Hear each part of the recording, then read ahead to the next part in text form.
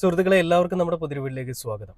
നമ്മൾ കഴിഞ്ഞ ദിവസങ്ങളിൽ ശ്രീനിവാസൻ എന്ന് പറഞ്ഞൊരു അതുല്യ കലാകാരന്റെ മരണം കാര്യങ്ങളൊക്കെ നമ്മൾ കണ്ടതാണ്. അതിന് മുൻപൊരു ദിവസം വന്ന വാർത്തയാണ് പാലക്കാട് ആൾക്കൂട്ട കൊലപാതകം. അതായത് ഒരു ബംഗ്ലാദേശ് സ്വദേശിയെ ഒരു പണിക്കായിട്ട് നാട്ടിലേക്ക് വന്ന ഒരു അതിഥി തൊഴിലാളി, നമ്മുടെ സർക്കാരിന്റെ പേരിൽ വിളിക്കാല്ല, അപ്പൊ സർക്കാരിന്റെ ഭാഷയിൽ പറയുകയാണെങ്കിൽ അതിഥി തൊഴിലാളി, അയാള് മോഷ്ടിച്ചു എന്നുള്ളൊരു ആരോപണത്തിന്റെ പേരിൽ അയാളെ ആളുകൾ വട്ടം ചേർന്നുകൊണ്ട് അല്ലെ കൂട്ടം ചേർന്നുകൊണ്ട് ചോദ്യം ചെയ്യുകയും ആ ചോദ്യം ചെയ്യലിനൊടുവിൽ അയാൾ ബംഗ്ലാദേശിയാണെന്ന് അറിഞ്ഞപ്പോൾ അയാളോടുള്ളൊരു വെറി കൂടുകയും അങ്ങനെ ആ ഒരു വെറി കൂടിയപ്പോൾ അങ്ങ് യു പിയിലും ബീഹാറിലും ഗുജറാത്തിലും കാണിക്കുന്ന തന്തയ്ക്ക് പ്രകാരിക ഇങ്ങ് കേരളത്തിലും കാണിച്ചു തുടങ്ങിയിരിക്കുകയാണ്. നമുക്കറിയാം സംഘികളാണ് ഇതിന്റെ പിന്നിലെന്നുള്ളത് പിന്നീടാണ് ന്യൂസുകളിലൊക്കെ വരുന്നത്. ആ മാധ്യമങ്ങളെല്ലാം പിന്നീട് പറയുന്നു ഈ പറയുന്ന ആ ഒരു യുവാവിനെ കൊന്ന 4 പേര് BJP അനുഭാവികളാണ്. അതിൽ കുറേ അധികം സ്ത്രീകളും ഉണ്ടെന്നുള്ളത്. ഗുണ്ടന്മാർ മാത്രമല്ല ഗുണ്ടികളും ഒക്കെ ഉണ്ട് കേട്ടോ ഈ ഒരു സംഭവത്തിൽ. അതായത് ഒരു പയ്യൻ ഒരു ജോലിക്കായിട്ട് അന്യനാട്ടിൽ നിന്ന് വന്നിട്ട് ഉപജീവന മാർഗം നോക്കി വന്നാണ്. നമുക്കറിയാം ഈ ബംഗാളികൾ അല്ലെങ്കിൽ മറ്റുള്ള അസാമീസ് അങ്ങനെയുള്ള ഒരുപാട് സ്ഥലങ്ങളിൽ നിന്ന് വരുന്ന ആളുകളൊക്കെ അല്ലെങ്കിൽ ആ ഒരു വിഭാഗത്തിൽപ്പെട്ട ആളുകളൊക്കെ അവരൊക്കെ ഈ നാട്ടിൽ വന്നിട്ട് എന്ത് പണിയും ചെയ്യും. അതായത് എന്ത് വൃത്തികേടാണെങ്കിലും അവർ ചെയ്യും. ഡ്രെയിനേജ് ആണെങ്കിൽ അതുവരെ വരുന്ന ഒരു അവസ്ഥയാണ്. കാരണം തൊഴിലില്ലായ്മയാണ്, അല്ലെങ്കിൽ തൊഴിൽ വേണം. അതിന് വേണ്ടിയിട്ട് അവർ ഏതറ്റം വരെയും പോകും. പണത്തിന് വേണ്ടിയിട്ട് ഏതറ്റം വരെ അവർ പണി ചെയ്യും എന്നുള്ളതാണ്. നമ്മൾ മലയാളികൾക്കാണെങ്കിൽ പറ്റില്ല, കുനിഞ്ഞൊരു പ്ലാവിന് പോലും എടുക്കാൻ പറ്റില്ല, അങ്ങനത്തെ അവസ്ഥയാണ്.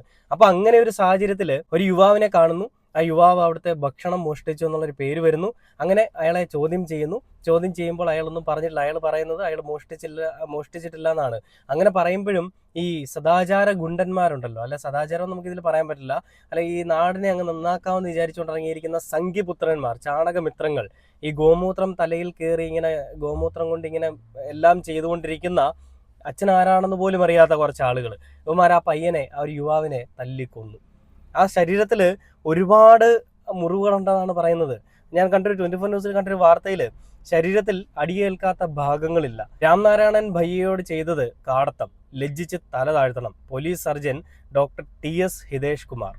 കണ്ടില്ല, ഇത് പാലക്കാട്ടെ ആൾക്കൂട്ട കൊലപാതകത്തിൽ ആ ഒരു പോലീസ് സർജൻ പറയുകയാണ്, അയാളാണല്ലോ ഈ ഇൻക്വസ്റ്റ് കാര്യങ്ങളൊക്കെ ചെയ്യുന്നത്. ആ ശരീരത്തിൽ ഇനി അടിയേൽക്കാനായിട്ടൊരു ഭാഗങ്ങളും ഇല്ല, ബാക്കിയില്ല എന്നാണ് അയാൾ പറയുന്നത്. എന്തായാലും നമുക്ക് ഈ സംഭവത്തിനെ സാധൂകരിക്കുന്നതായിട്ടുള്ള വിഷയങ്ങളൊക്കെ ഉണ്ട്. നമുക്ക് ആ വാർത്തകളൊന്ന് കണ്ടു നോക്കാം.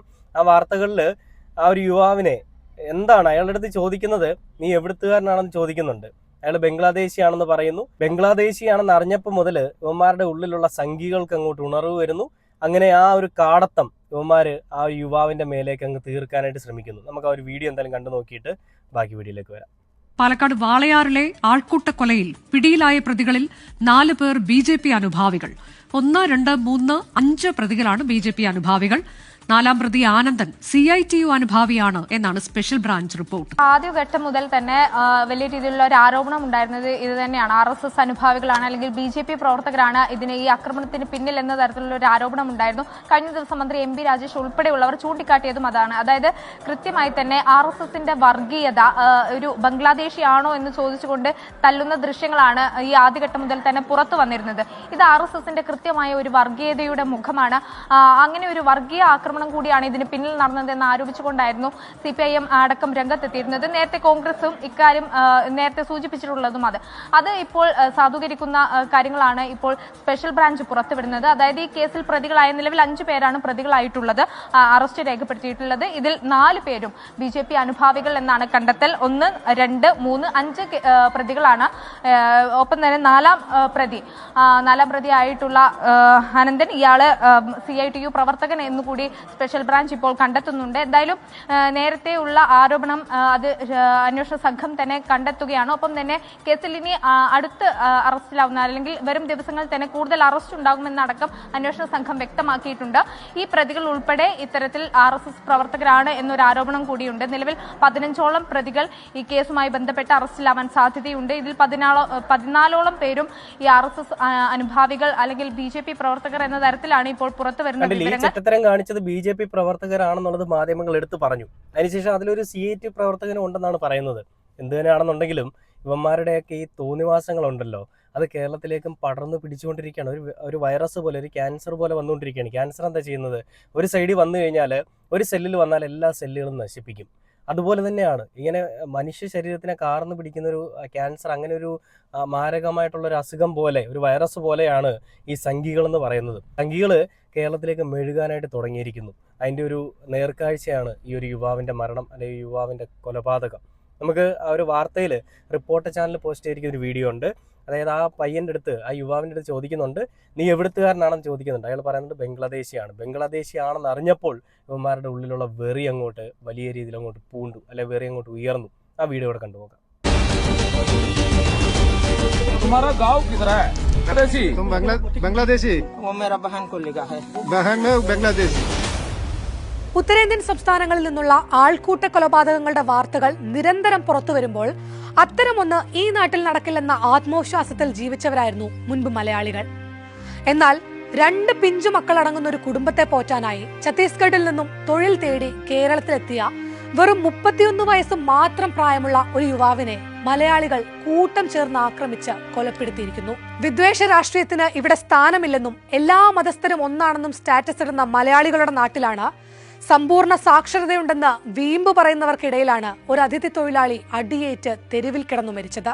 ബംഗ്ലാദേശിയെന്ന് ആക്രോശിച്ചാണ് പാലക്കാട് വാളയാറിൽ ആൾക്കൂട്ടം ഛത്തീസ്ഗഡുകാരനായ രാം നാരായണനെ മർദ്ദിച്ച് കൊലപ്പെടുത്തിയത്. തുമാരാ ഗാവ് കിധർ ഹേ, തും ബംഗ്ലാദേശി എന്ന് ആക്രോശിച്ച് അക്രമി സംഘം രാം നാരായണന്റെ തലക്കടിച്ച് അട്ടഹസിക്കുന്ന കാഴ്ച പുറത്തുവന്ന ദൃശ്യങ്ങളിൽ കാണാം.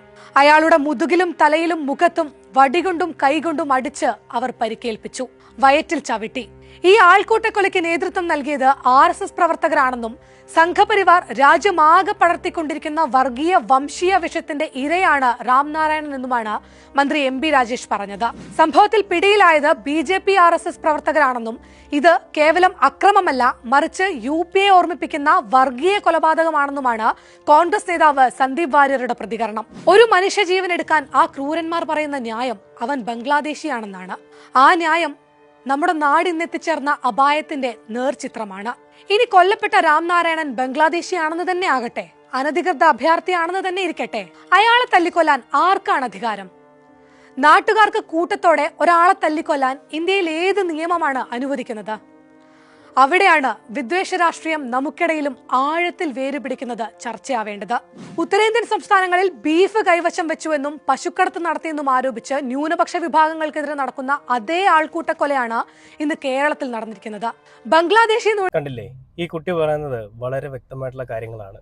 അങ്ങ് UPയിലും ബീഹാറിലും ഇവന്മാർ കാണിക്കുന്ന കാടത്തരമൊക്കെ ഇവന്മാർ കേരളത്തിലും ആവിഷ്കരിക്കാൻ ശ്രമിക്കുകയാണ്. അതിന്റെ ഏറ്റവും അടുത്ത ഒരു കാഴ്ച തന്നെയാണ് നമ്മളിപ്പോൾ കണ്ടിരിക്കുന്നത്. ഇത് ഇനി നാളെയും ആവർത്തിക്കും. ഇവിടെ കൊണ്ടൊന്നും ഇത് അവസാനിക്കത്തില്ല. കാരണം യുവമാർക്ക് ചുക്കാൻ പിടിച്ചു കൊടുക്കുന്ന, അല്ലെ യുവമാർക്ക് ഇതിനു വേണ്ടിയിട്ടുള്ള എല്ലാ വളവും ഇട്ടു കൊടുക്കുന്ന ഒരു കൂട്ടം ആളുകൾ നമ്മുടെ കേരളത്തിലുണ്ട്. ഉന്നത കുലജാതനാണെന്ന് പറഞ്ഞുകൊണ്ട് നടക്കുന്ന സുരേഷ് ഗോപിജി, താങ്കൾ ഇതൊന്നും കാണുന്നില്ലേ? താങ്കളുടെ മുൻപിലൊന്നും അല്ലേ ഈ വാർത്തകളൊന്നും വരുന്നത്? എന്താണ് ഈ ഒരു വിഷയത്തെ പറ്റി താങ്കൾക്ക് പറയാനുള്ളത്? ഒന്നും പറയാനുണ്ടാവില്ല. കാരണം ഇത് താൻ അറിഞ്ഞുപോലും ഉണ്ടാവില്ല എന്നാണ് ഞാൻ മനസ്സിലാക്കുന്നത്. ജനൻ TVക്ക് അല്ലെ വെനൻ TVക്ക് വെഷൻ TVക്ക് ഇതിനെപ്പറ്റി ചർച്ച ചെയ്യുകയേ വേണ്ട. ഇതൊന്നും അവരെ ബാധിക്കുന്ന വിഷയങ്ങളല്ല. അയാളൊരു ബംഗ്ലാദേശിയാണ്, അനധികൃതമായിട്ട് കേരളത്തിൽ വന്ന് താമസിച്ച് പണിയെടുക്കുന്നവരാണ്. അവനോട് ജീവിക്കാൻ അനുവാദമില്ല. ഇത് ഞങ്ങൾ സംഘികളുടെ കേരളമാണ്, ഞങ്ങൾ ഭാരതപുത്രന്മാർ ഇവിടെ ഉള്ളപ്പോൾ പിന്നെ എന്തിനാണ് ഇങ്ങനെ ഒരു ബംഗാളി ഇവിടെ വന്ന് ജീവിക്കുന്നത്? ഇനി അയാൾ അനധികൃതമായി അയാൾ മറ്റെന്ത് കള്ളത്തരം കാണിച്ചിട്ട് വന്ന് ജീവിച്ചതാണെങ്കിലും ആയിക്കോട്ടെ, അത് ചോദ്യം ചെയ്യാനായിട്ട് ഈ നാട്ടിലെ പോലീസുണ്ട്. ഇനി അതൊന്നും പോരെങ്കിൽ നിങ്ങൾക്ക് വേണമെങ്കിൽ ആ വാർഡ് മെമ്പറെയോ അവരെ ആ സ്ഥലത്തുള്ള ആളുകളെ അറിയിക്കാം. ഇനി അതും പറ്റുന്നില്ല, മുഖ്യമന്ത്രിക്ക് ഒരു കത്ത് എഴുതുക, ഇതുപോലെ ആൾ വന്ന് ഇങ്ങനെ നിൽക്കുന്നു, ഇങ്ങനെ പരിപാടികളൊക്കെ ഉണ്ടെന്നുള്ളത്. ഇനി അതും പറ്റുന്നില്ല, ആർമിക്ക് അയക്കുക.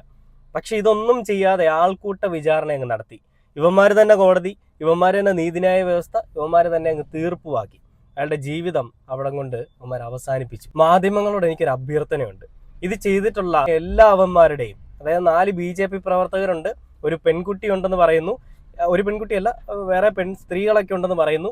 അങ്ങനെയെങ്കിൽ ഈ തോന്നിവാസം കാണിച്ചിട്ടുള്ള എല്ലാ അവന്മാരുടെയും ഫോട്ടോ സഹിതം സോഷ്യൽ മീഡിയയിൽ പബ്ലിഷ് ചെയ്യണം. അത് ഇരയുടെ പ്രൈവസി ഒന്നുമില്ലല്ലോ. തോന്നിവാസം കാണിച്ചിട്ടുണ്ടെങ്കിൽ ഇത് പെണ്ണാണെങ്കിലും ആണാണെങ്കിലും ഏതവനാണെങ്കിലും ഇവരുടെ ഫോട്ടോസ് പബ്ലിഷ് ചെയ്യുക തന്നെ വേണം. കേരളത്തിലുള്ള എല്ലാ ജനങ്ങളും ഇവന്മാരുടെ മുഖം കാണണം. കാരണം ഈ തോന്നിവാസം ഇനി നാളെ ആവർത്തിച്ചുകൂടാ. ഒരുപാട് ആളുകൾ അന്യസ്ഥലത്ത് നിന്ന് വന്ന് ഇവിടെ പണിയെടുക്കുന്നുണ്ട്. നാളെ നമ്മളും പല സ്ഥലങ്ങളിലേക്ക് ജോലിക്ക് പോകുന്നവരാണ്. അപ്പോൾ അവിടെ ചെല്ലുമ്പോൾ ഇതേ ഒരു ബുദ്ധിമുട്ട് നമ്മൾക്കുണ്ടായാൽ ആര് അതിനെ സപ്പോർട്ട് ചെയ്യും? അല്ലെങ്കിൽ ആര് നമ്മുടെ കൂടെ നിൽക്കും? ഇവിടെ നിന്ന് ഈ പരിപാടി ചെയ്തിട്ടുണ്ടെങ്കിൽ ഇവരുടെ എല്ലാം മനസ്സിൽ കേരളത്തിലെ ജനങ്ങൾ ഇങ്ങനെയുള്ളവന്മാരാണെന്നുള്ളൊരു ചിന്താഗതി കാണും. കേരളത്തിലെ ജനങ്ങൾ അല്ലെന്ന് നമുക്കറിയാം, BJP ചാണകമിത്രങ്ങളാണെന്ന് നമുക്കറിയാം. പക്ഷേ ഈ തല്ലി കിട്ടിയ ആളുടെ കുടുംബവും ആ തല്ലി കിട്ടിയ ആളുടെ ആ ഒരു കൂട്ടുകാരും ആ ഒരു നാടുമെല്ലാം വിചാരിക്കുന്ന കേരളം മോശമാണെന്നാണ്. അങ്ങനെ കേരളത്തിനുള്ളൊരു ദൈവത്തിന്റെ സ്വന്തം നാടെന്നുള്ളൊരു പേര് കളയാൻ വേണ്ടിയിട്ട് ചാണകമിത്രങ്ങൾ കാണിക്കുന്ന വൃത്തികെട്ട പരിപാടി, അതിന്റെ നേർക്കാഴ്ചകളാണ് നമ്മൾ കണ്ടുകൊണ്ടിരിക്കുന്നത്.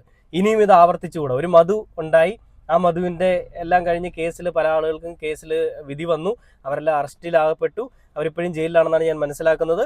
ഇപ്പോൾ ഇതാ രണ്ടാമതൊരു മധു കൂടി വന്നിരിക്കുന്നു. രണ്ടും സമാന സംഭവങ്ങളാണ്. അതായത് മധുവിനെ കൊന്നത് ഭക്ഷണം കട്ടു എന്ന് പറഞ്ഞിട്ട്, ഇപ്പൊ ഈ പറയുന്ന യുവാവിനെ കൊന്നിരിക്കുന്നത് എന്തിന്റെ പേരില? ഭക്ഷണം കട്ടു എന്ന് പറഞ്ഞിട്ടാണ്, മോഷ്ടാവാണെന്ന് പറഞ്ഞിട്ടാണ്. എവിടെ തെളിവെന്തി? അല്ലെങ്കിൽ ഇത് ചോദ്യം ചെയ്യാനൊക്കെ നിനക്കൊക്കെ എന്താണ് അധികാരം? നീക്ക് ആരാണ്? നാട്ടിലെ പോലീസുകാരോ? ഈ കാക്കിയിടാത്ത പോലീസുകാരോ? മഫ്തിയിൽ വന്ന പോലീസുകാരോ? ചാണകമിത്രങ്ങളുടെയൊക്കെ ഓരോ കടികളൊക്കെ. ഇതെന്തായാലും ചോദ്യം ചെയ്യപ്പെടുക തന്നെ വേണം. ശക്തമായിട്ടുള്ള നടപടികൾ സ്വീകരിക്കുകയും വേണമെന്ന് പ്രത്യേകിച്ച് പറഞ്ഞുകൊണ്ട് ഈ ഒരു വീഡിയോ അവസാനിക്കുകയാണ്.